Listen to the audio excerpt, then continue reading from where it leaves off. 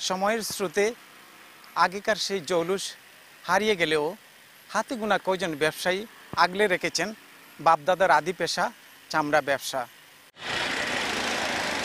সেই ব্রিটিশ আমলে বালিকান্দি বাজার প্রতিষ্ঠার পর থেকেই এখানে কাঁচা চামড়ার ব্যবসা শুরু হয়েছিল।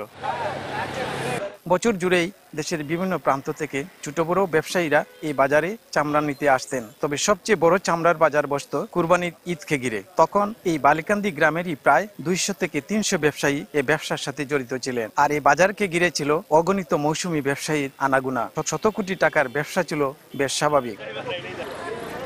নানা প্রতিবন্ধকতা আর প্রয়োজনীয় পৃষ্ঠপোষকতার অভাবে লোসকান খেয়ে এই ব্যবসা ছেড়েছেন অনেকেই। তবে বাপদাদার এই ঐতিহ্যগত ব্যবসাকে আগলে ধরে রেখেছেন হাতে গোনা কয়জন ব্যবসায়ী। তাদের অবস্থাও বেশ ভালো নয়। 2013 সালের পর থেকে ভয়াবহ লোসকানের মুখে পড়েছেন সবাই। ঢাকা সহ বিভিন্ন স্থানের ট্যানারি ব্যবসায়ীরা তাদের পাওনা বকেয়া টাকা আটকানোতে পুঁজি হারিয়ে তারা এখন দিশেহারা। তাছাড়া চামড়ার দাম অস্বাভাবিকভাবে কমে যাওয়া ও সিন্ডিকেটের কারণে অনেকে ব্যবসায়ী হিমশিম কাঁদছেন চামড়ার বাজারে টিকে থাকতে। তবে এই কুরবানি ঈদে ধার দেনা করে অনেকেই পাড়া মহল্লা থেকে ব্যাপক পরিমাণ কাঁচা চামড়া সংগ্রহ করেছেন।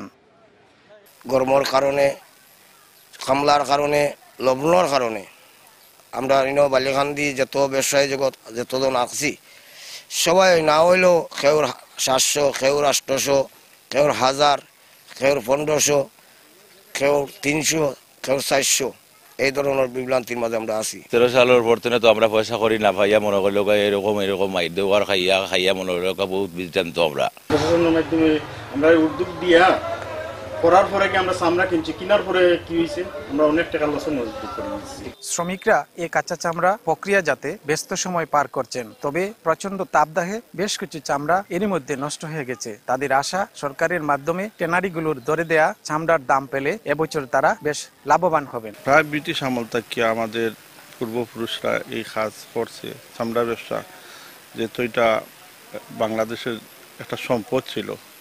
বাইরে এক সময় মনে করেন বিরাট দামে বিক্রি হতো, যে বিকার অন্বেষণে মনে করেন সারা বছরই বালিকান্দি চামড়া আসতো। চামড়া ব্যবসায়ীদের সাথে বসে তাদের সাথে আমরা একটি সভা করেছি এবং তাদেরকে প্রয়োজনীয় নির্দেশনা পৌঁছে দেওয়া হয়েছে।